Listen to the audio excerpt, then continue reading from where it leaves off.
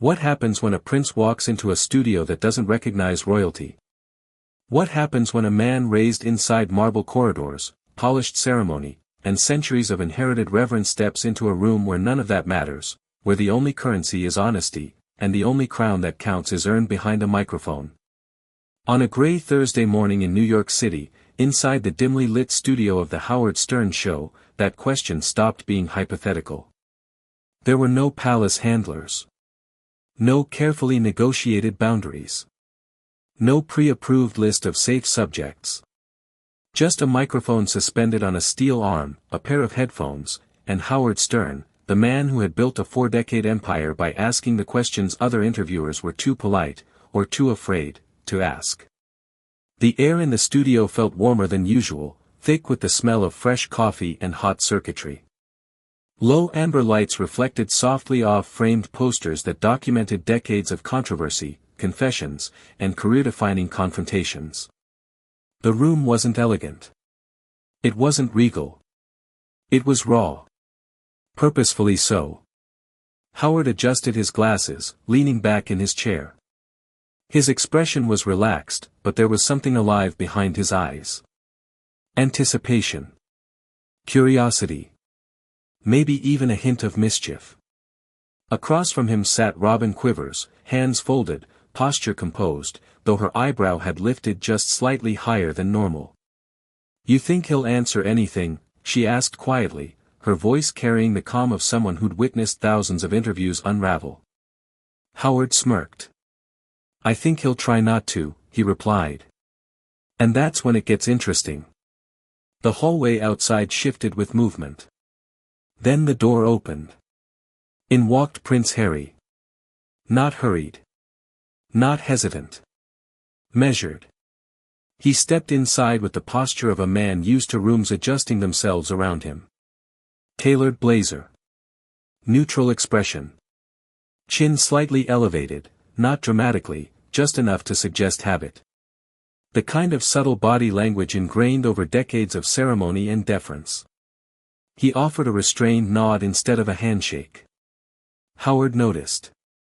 Robin noticed. The cameras noticed. "Welcome to the show," Howard began smoothly, voice warm, almost playful. "Now I gotta ask, should we bow, salute, or just vibe? What's the protocol these days?" It was light. Harmless. A classic Stern icebreaker. Robin chuckled softly. But Harry didn't. His jaw tightened, barely. A flicker. His lips pressed together before he responded. "No need to bow," he said evenly. "I'm not part of that circus anymore." There it was. The first crack in tone. Howard leaned back, folding his hands over his stomach. "Ah, but you left the circus," he replied casually. "The circus didn't leave you." A pause. Not long. But long enough. Harry crossed his arms. A subtle defensive fold. His shoulders stiffened against the chair. "I'm here so people can hear the truth," he said. Without distortion. Howard's smile widened just slightly. "Buddy," he said gently, "this isn't distortion central. This is blunt central."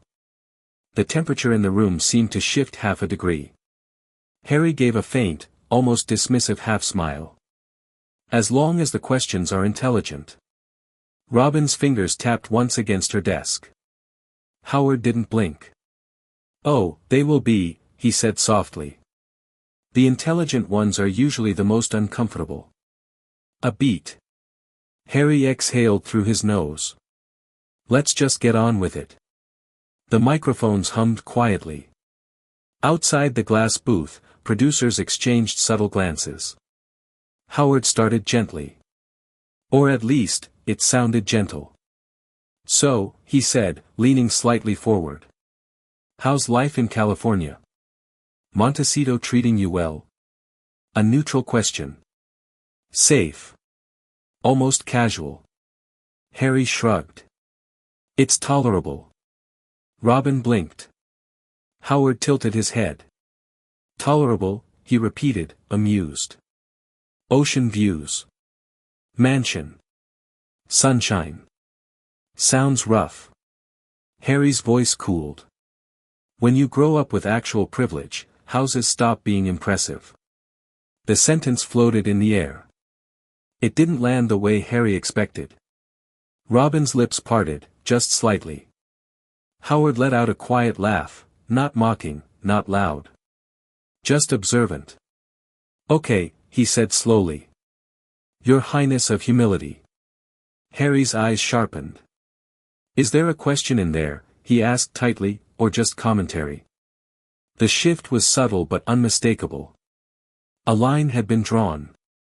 Howard leaned in now, resting his elbows on the desk. His tone dropped, not aggressive. Focused. Sure, he said. Here's a question. You left the royal family to escape the spotlight. Since then, you've done Oprah. Netflix. A memoir. Podcasts. Interviews. Now this. Isn't that contradictory? Silence. Not from the room. From Harry. His jaw flexed once before he answered. It's not contradiction, he said. It's control. Howard's eyebrow rose. Control of the narrative, Harry clarified. My story. Not theirs. Howard tapped his pen lightly against the desk. A rhythmic click that echoed in the quiet studio. But it's still the spotlight, he said gently. You just own the switch now. Harry's shoulders tensed further. There's nothing wrong with owning your story. No, Howard agreed. There's nothing wrong with that. Another pause. Then he added, almost softly, but are you happy? The question wasn't sharp. It wasn't sarcastic. It was direct. Harry's posture shifted. His arms unfolded. Then refold. Of course I'm happy, he replied quickly. Howard watched him carefully. You seem intense. I'm focused. On what? On correcting false narratives. Howard nodded slowly. Happy people don't usually spend their time correcting narratives, he said quietly. They just live. Harry's lips tightened. I am living. Are you, Howard asked gently, or are you still fighting? The air inside the studio felt heavier now. Even the producers behind the glass had stopped moving. Harry shifted in his seat. Can we move on? He asked. Howard didn't miss the edge in his voice. Sure, he said smoothly. Let's talk about Meghan. The effect was immediate. Harry's body went rigid. Not dramatic. Just instant. What about her? He asked. Howard shrugged. How's she doing? Is she happy? She's thriving. That word again. Because it's accurate. Howard held eye contact. And you? We're both thriving. Then why does it feel like you're defending it? Harry's breath caught, almost imperceptibly. I'm not defending anything. Howard's voice remained calm. You've answered every question like it's an attack. Because it is. No, Howard said evenly. It's curiosity. There it was. The first true moment of friction. Harry leaned forward now, elbows on his knees. You don't understand my life, he said. You're right, Howard replied instantly. That's why I'm asking. A long silence stretched between them. The room felt smaller. Warmer. Harry's fingers curled slightly around the armrest of his chair. Howard pressed gently. How are things with your brother? A flash of irritation crossed Harry's face. Of course, he muttered. You wrote about him, Howard said. It's fair game. Harry inhaled slowly. Some relationships, he said carefully, aren't fixable. And you're sure it's all him? Howard asked. The temperature dropped. Harry's eyes narrowed. Excuse me. I'm asking, Howard continued calmly, if you've considered that maybe you played a part too. A beat. Harry's expression hardened. I've done nothing but try to repair things. Publicly? I told my truth. You told private family conversations to the world, Howard countered. That's not reconciliation. That's detonation. Robin's eyes widened slightly. Harry's face flushed. They needed accountability. And you're the one to deliver it.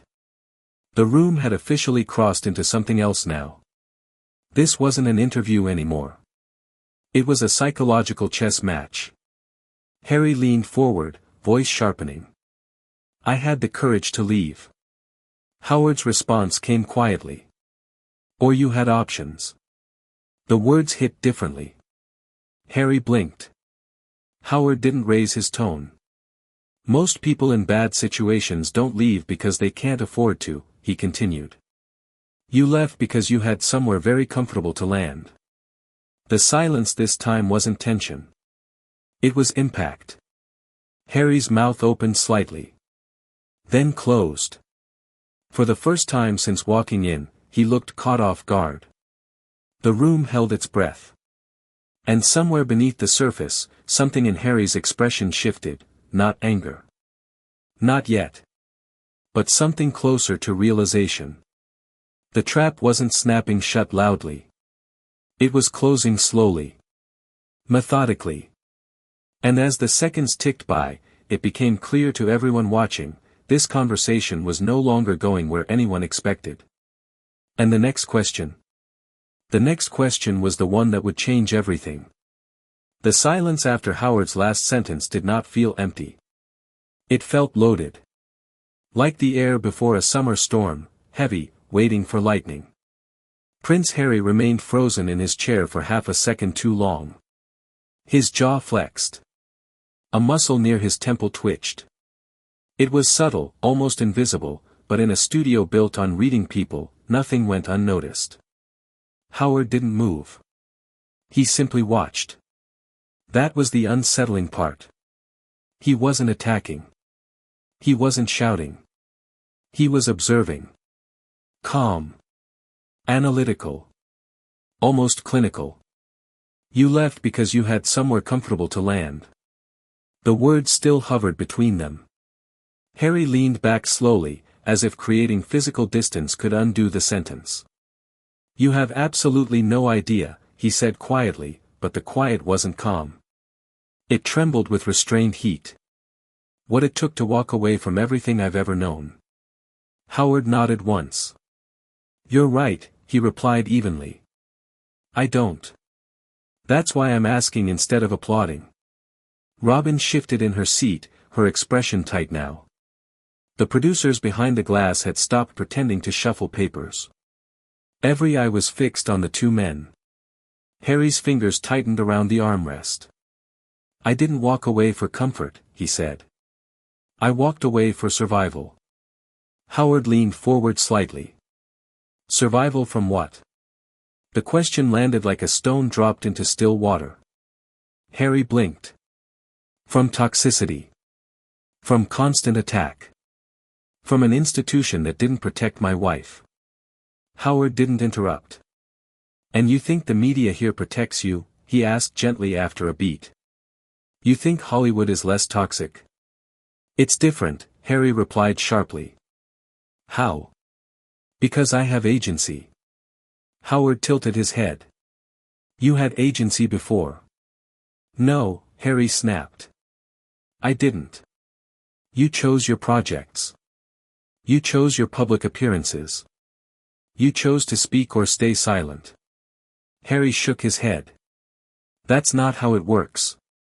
Howard's tone didn't change. Explain it to me. There it was again. That calm invitation. Explain it. Harry hesitated. For a fraction of a second, he looked unsure, not of his position, but of how to articulate it without losing ground. It's complicated, he said finally. Howard's lips curved faintly. Complicated is my favorite.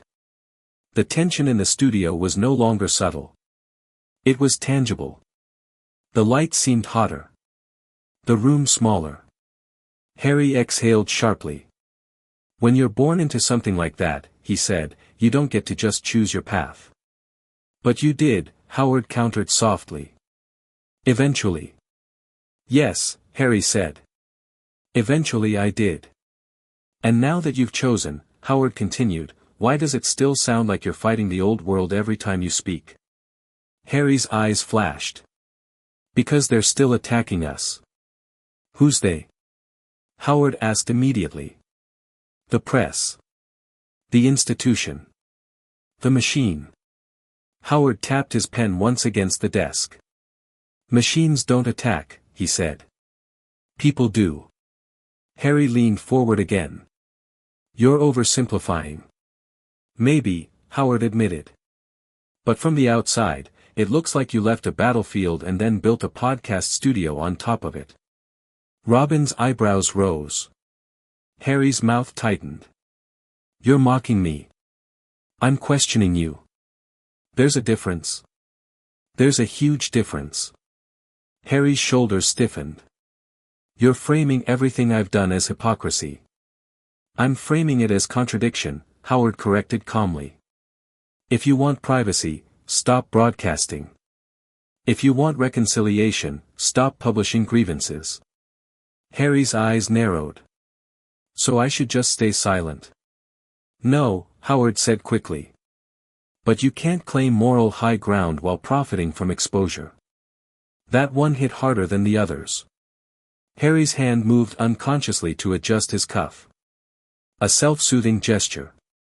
A reset. You think I care about profit? He asked coldly. Howard didn't blink.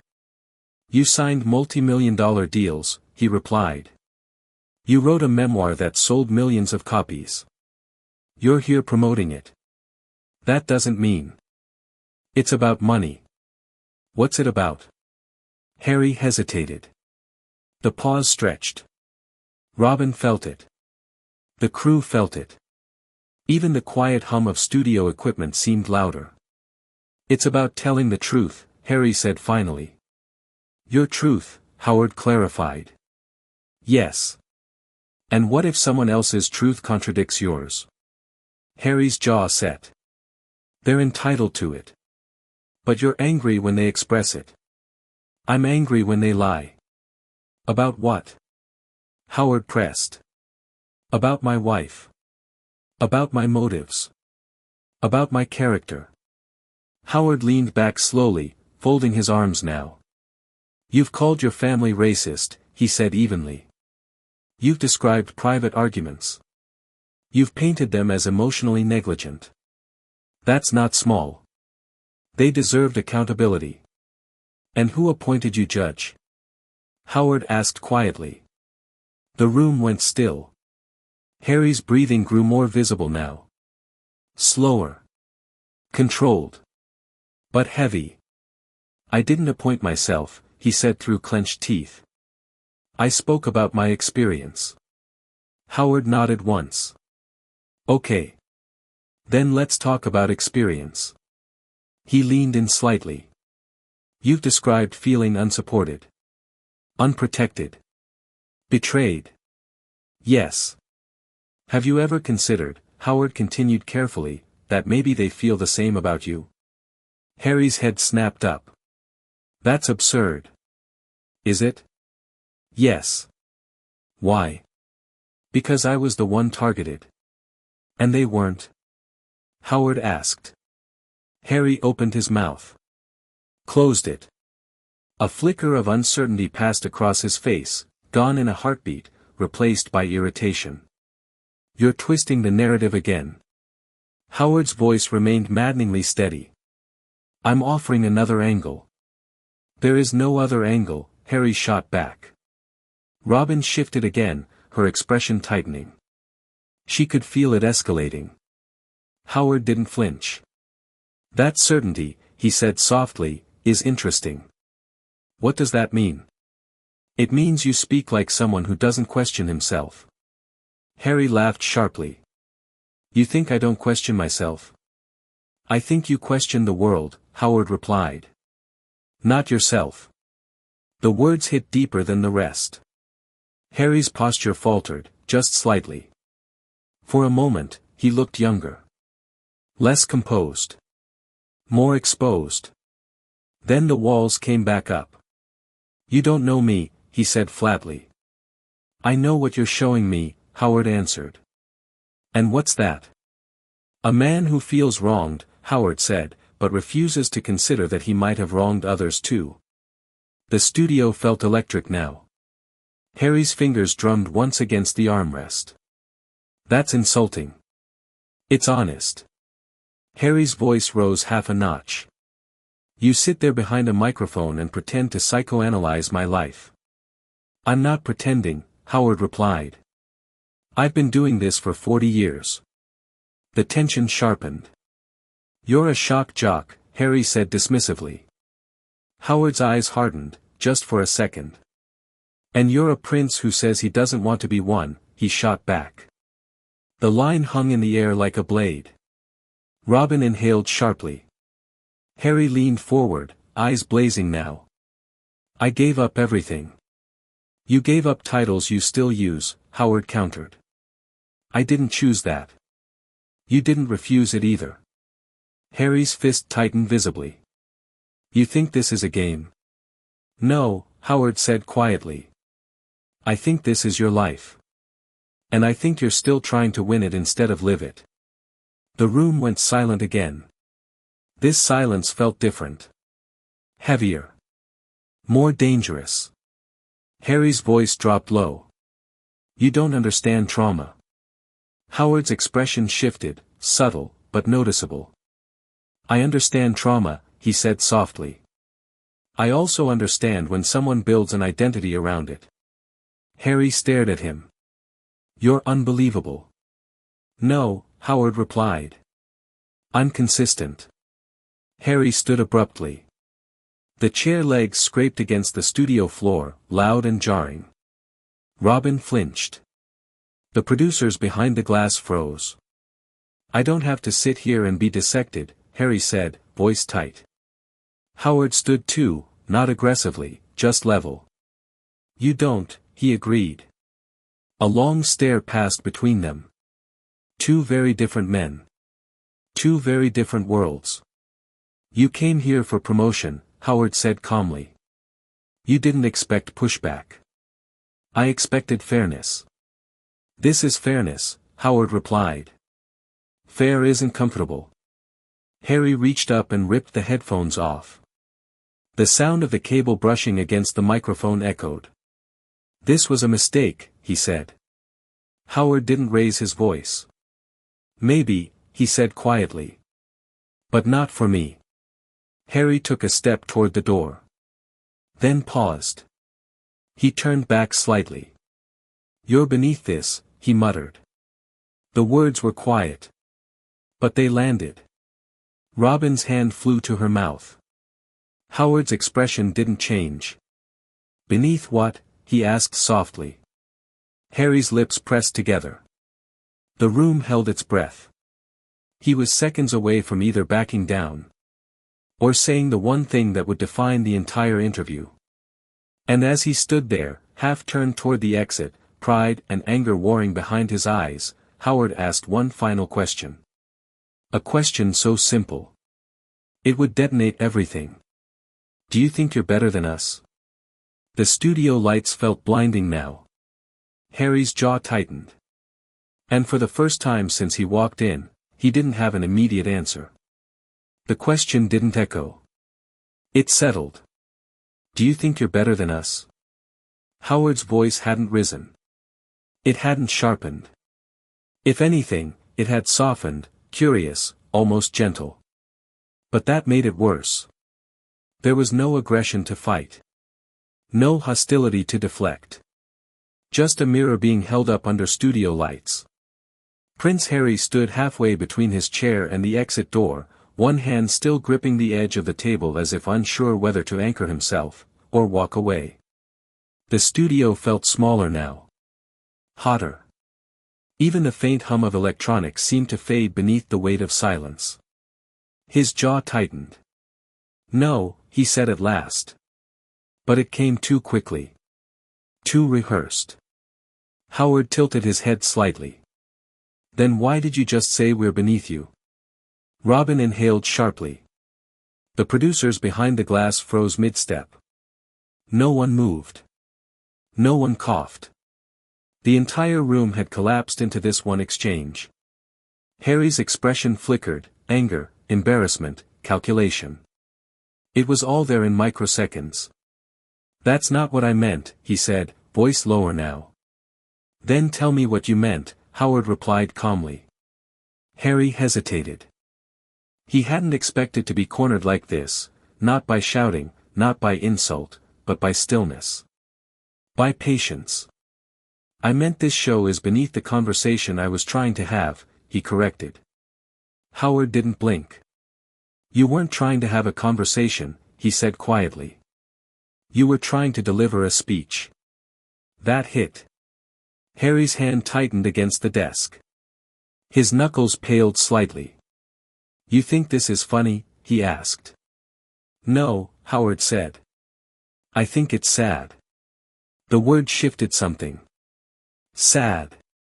Not scandalous. Not dramatic. Sad. Robin glanced between them, sensing the emotional pivot. The aggression in the room had peaked. What lingered now wasn't fury, it was exposure. You walked in here, Howard continued, his voice steady, like you were doing us a favor. Like your presence elevated the room. Harry's lips parted to interrupt, but Howard held up a finger, not commanding, just firm. You said Montecito is tolerable. You implied houses don't impress you because you've known real privilege.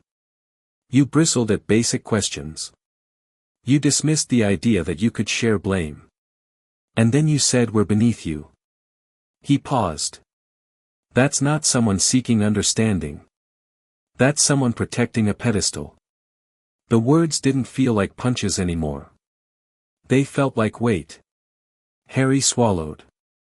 For a split second, just a split second, the armor slipped. He looked tired. Not furious. Not royal. Just tired. You don't understand what it's like, he said quietly. Howard's tone softened further. You're right, he admitted. I don't understand being born into a palace. I don't understand global tabloids from birth. I don't understand walking behind your mother's coffin in front of the world. The room shifted. Robin's expression gentled. But I understand something else, Howard continued. I understand pain turning into identity. I understand anger becoming fuel. I understand how easy it is to stay mad because it feels powerful. Harry's eyes lifted slowly. And I understand, Howard added, how hard it is to let go. Silence. This wasn't the silence of tension anymore. It was reflection. Harry looked down at the floor for the first time since entering the studio. The confidence, the sharp posture, the defensive chin tilt, all softened. You think I enjoy any of this? He asked, voice barely above a whisper. Howard shook his head. I think you're trapped in it. A long pause followed. Outside the glass, one of the producers shifted, but no one dared interrupt. They knew something real was happening, something far more compelling than an argument. Harry exhaled slowly. When you've spent your entire life being told who you are, he said, it's difficult not to fight when you finally choose for yourself. Howard nodded. That makes sense. But the fight doesn't stop, Harry continued. Even when you leave. Even when you try to build something new. They keep pulling you back. Who's they? Howard asked gently. Harry hesitated. He didn't answer. And that silence was louder than any accusation. Howard studied him. You're still fighting ghosts, he said softly. And you're swinging at everyone who reminds you of them. Harry's shoulders sagged slightly. For the first time in the entire interview, he didn't push back. Robin leaned toward her mic, her voice calm. It sounds exhausting. Harry looked at her. For a moment, he seemed startled, like he'd forgotten there were others in the room. "It is," he admitted. Howard's expression didn't gloat. Didn't smirk. He simply nodded. "Then stop," he said. Harry blinked. "Stop. Stop fighting," Howard clarified. "Stop proving. Stop correcting every narrative. Stop trying to win. That's easy for you to say." "No," Howard replied quietly. "It's not." He leaned back slightly, his voice reflective now.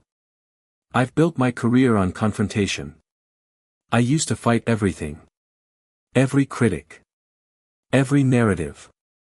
Every assumption. And you know what happened?" Harry watched him. "It consumed me," Howard said. "It made me smaller.